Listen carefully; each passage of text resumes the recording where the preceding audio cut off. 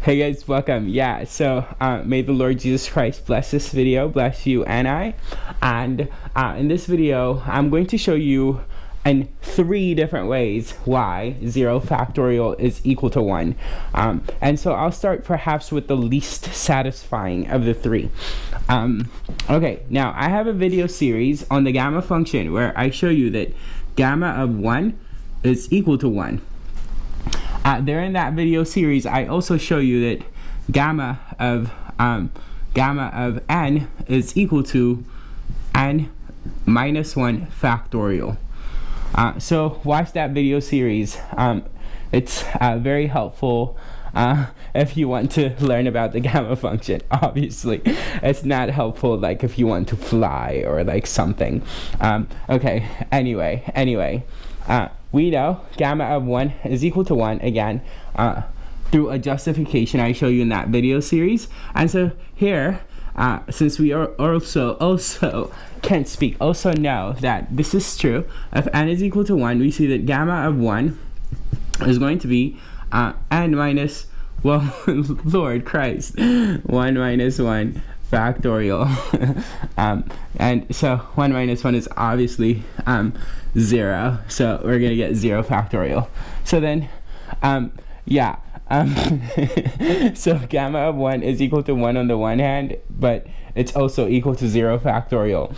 Supposedly the gamma function is very funny, and if this was bound to be unsatisfying, like my less than perfect / subpar delivery made sure that it in fact is unsatisfying. But yeah, basically we know on the one hand the gamma of 1 is equal to 1. On the other hand, using this property of the gamma function, we know gamma of 1 is equal to 0. You put these two together, put 1 and 1 together, and put these two together, and you get 0 factorial is equal to 1.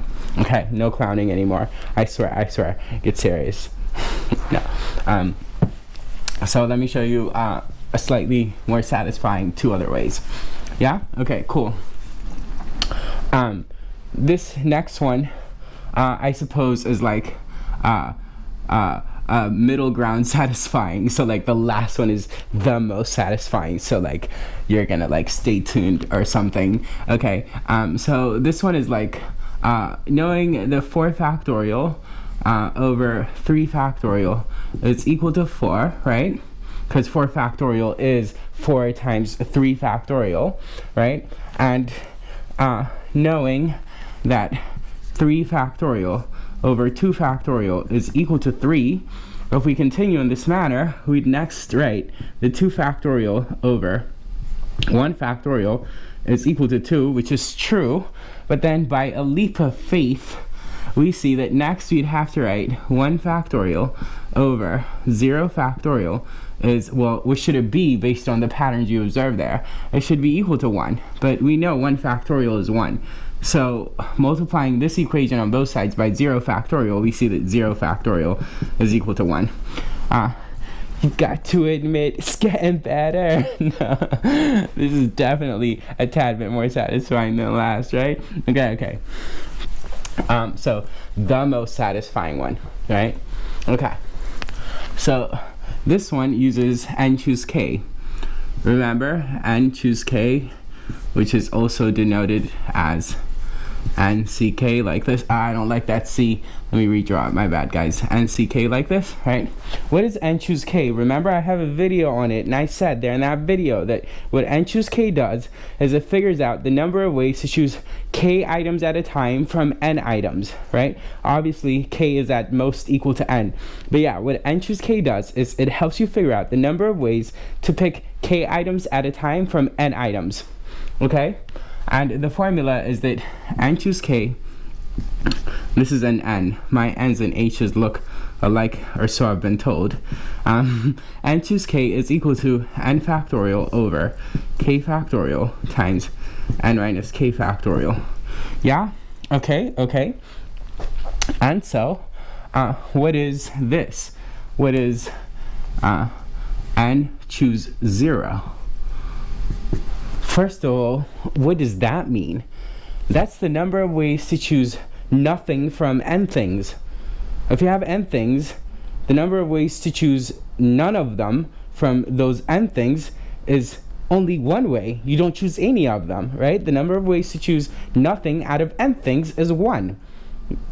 Choose none of them, right? That's the only way. So n choose 0 has got to be 1. Intuitively, it makes sense.